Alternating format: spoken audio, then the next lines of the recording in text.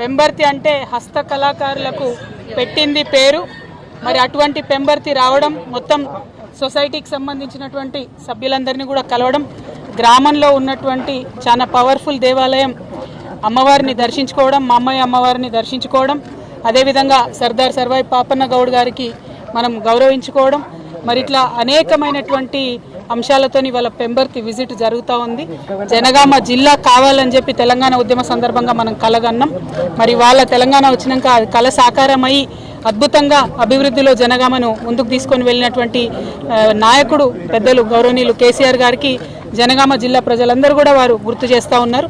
ఎందుకంటే 60 ఏళ్ళు ఆంధ్ర పాలనలో ఎన్నడూ కూడా జనగామ జిల్లా అవుతుందని కానీ, జిల్లా అయినాక మెడికల్ కాలేజ్ కానీ అనేకమైనటువంటి సదుపాయాలు ఇవాళ జనగామకు వచ్చినాయి. అవి రావని అనుకున్నారు, కానీ ఇవాళ అవన్నీ కూడా సాధ్యపడ్డదంటే కేవలం కేసీఆర్ గారి నాయకత్వంలోనే అవన్నీ సాధ్యపడ్డదన్న విషయాన్ని మనం గమనించుకోవాలి.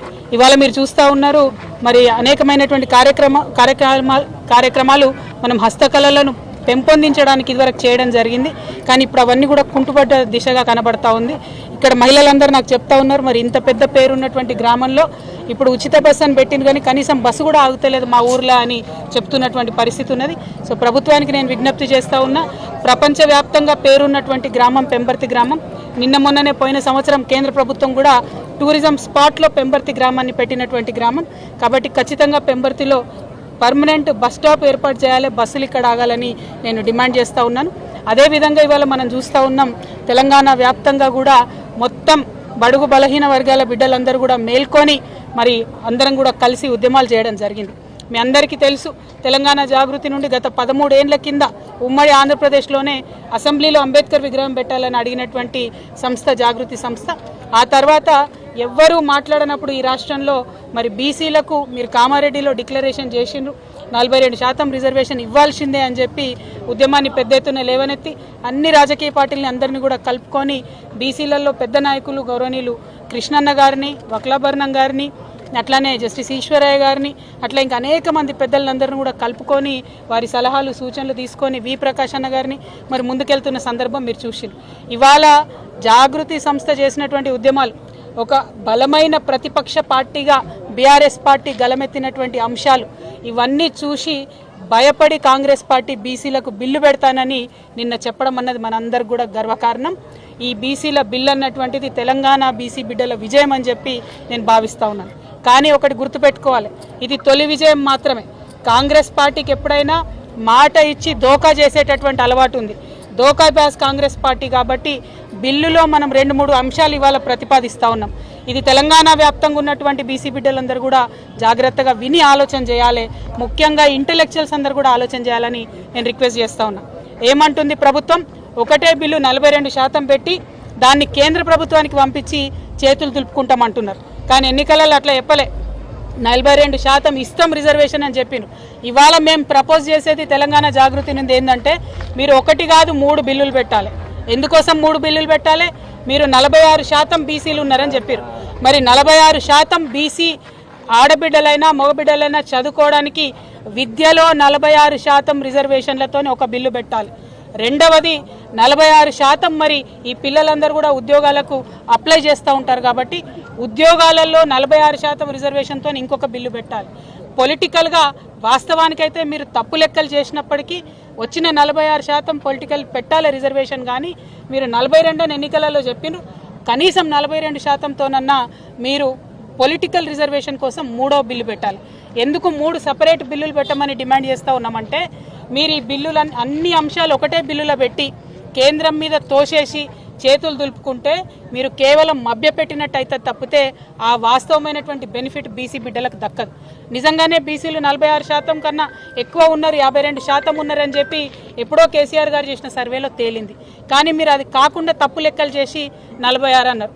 మరి 46% ఉంటే 46% మందికి విద్యలో అయితే రిజర్వేషన్ ఉండాలి కదా. ఈ విషయం స్టూడెంట్స్ అందరూ కూడా బాగా ఆలోచించాలి. ఇవాళ బీసీ స్టూడెంట్స్ అందరూ కూడా సీరియస్గా ఈ అంశాన్ని తీసుకొని సపరేట్ బిల్ ఎడ్యుకేషన్ కోసం పెట్టాలనేటటువంటిది మనం ఖచ్చితంగా డిమాండ్ చేయాలి. రెండవది ఎంప్లాయ్మెంట్ కోసం చూసేటటువంటి పిల్లలు, మరి నిజంగానే మన జనాభా 46% ఉంటే ఎందుకు 42% ఇస్తారు? 46 ఉంటే 46 ఇవ్వాలని ఎంప్లాయ్మెంట్లో సపరేట్గా పెట్టాలని డిమాండ్ చేయాలి. ఇక మూడవది పొలిటికల్ రిజర్వేషన్. కాంగ్రెస్ పార్టీ చెప్పినట్టుగా 42% ఇవ్వాల్సినటువంటి అవసరం ఉంది. అయితే ఇందులో కూడా ఒకటే, మీరు ఇవాళ బిల్లు పెట్టి ఇమీడియట్గా నెక్స్ట్ డే నోటిఫికేషన్ ఇచ్చి మీరు ముందుకెళ్ళినట్టయితే ఎన్నికలలో అది సాధ్యపడుతుంది. కానీ మీరు ఇవాళ బిల్లు పెట్టి వీళ్ళు కోర్టుకు వెళ్ళేటటువంటి అవకాశాలు ఇచ్చి ఆ చేతులు తులుపుకునే ప్రయత్నం చేస్తున్నారని నిర్దిష్టమైనటువంటి సమాచారం మా దగ్గర వస్తున్నది. కాబట్టి అలా కాకుండా మీరు పెట్టేటటువంటి బిల్లు సరిగ్గా తేలేటట్టుగా, మీరు పెట్టేటటువంటి బిల్లు బీసీలకు బెనిఫిట్ ఇచ్చేటట్టుగా, అన్ని కోర్టు పరీక్షలు పాస్ అయ్యేటట్టుగా, కేంద్ర ప్రభుత్వం మీద ఒత్తిడి తీసుకొచ్చే విధంగా, బెనిఫిట్ వచ్చే విధంగా ఉండాలని చెప్పి మేము డిమాండ్ చేస్తూ ఉన్నాం. మరొక కీలకమైన విషయం, నిన్న బట్టి విక్రమార్క గారు మాట్లాడుకుంటూ మేము రీసర్వేకు 16వ తారీఖు నుంచి 28వ తారీఖు వరకు అవకాశం ఇస్తారని చెప్పారు. మేము బట్టి విక్రమార్క గారికి మళ్ళొకసారి చెప్తా ఉన్నాం, హైదరాబాద్ మహానగరంలో అయితే దాదాపు 60% మంది మా ఇళ్లలోకి రాలేదని చెప్తున్నారు. చాలా గ్రామాలలో కూడా అదే పరిస్థితి మనకు కనబడుతుంది. కాబట్టి అది 15 రోజులు కాకుంటే నెల రోజులు టైం ఇచ్చినా మంచిదే. మీరు మాత్రం విస్తృతంగా దీన్ని ప్రచారం చేయండి, అడ్వర్టైజ్మెంట్లు వేయండి. టోల్ ఫ్రీ నంబర్ ఏంటిదన్నది అన్ని బస్ స్టాప్ల మీద, అన్ని న్యూస్ పేపర్లలో ఫ్రంట్ పేజీలో అడ్వర్టైజ్మెంట్లు వేయండి. మీ ముఖ్యమంత్రి గారు బొమ్మ వేసుకున్నాడు కాదు, బీసీల బతుకులు మార్చేటటువంటి ఈ టోల్ ఫ్రీ నంబర్ని మీరు ఫ్రంట్ పేజ్ అడ్వర్టైజ్మెంట్లలో వేయండి. అన్ని టీవీ మాధ్యమాల ద్వారా విస్తృతంగా ప్రచారం కల్పించండి. ఎవరైతే మిస్ అయినరో వాళ్ళందరూ ఎన్రోల్ అయ్యేటట్టు చేయండి.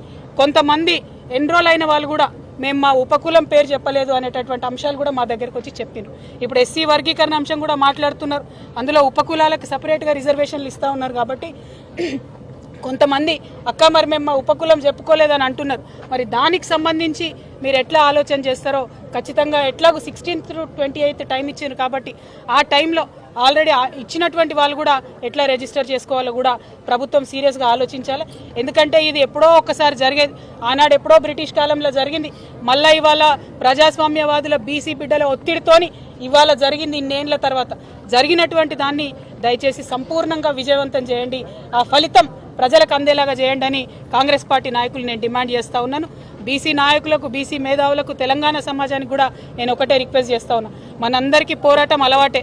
తెలంగాణ ఉద్యమంలో కూడా ఎన్నో ఎత్తుపల్లాలు చూసినాం, ఒక అడుగు ముందుకేస్తే 3 అడుగులు వెనక్కబడేటువంటి పరిస్థితులు చూసినాం. ఇది తొలి మెట్టు మాత్రమే, తొలి విజయం మాత్రమే. కానీ బిల్లు సరిగ్గా పెట్టి అందులో లోపాలు లేకుండా చేసి ఆ బెనిఫిట్ మన పిల్లలకు వచ్చేంత వరకు కూడా మనం మొక్కగోని ధైర్యంతోని, ఐక్యతతోని మాత్రమే ఈ ఉద్యమం లక్ష్యం చేరుతుంది. కాబట్టి ఈ ఐక్య ఉద్యమాల కోసం అందరం కూడా సంసిద్ధంగా ఉండాలని చెప్పి మేము పిలుపునిస్తా ఉన్నాం. Thank you. జై తెలంగాణ.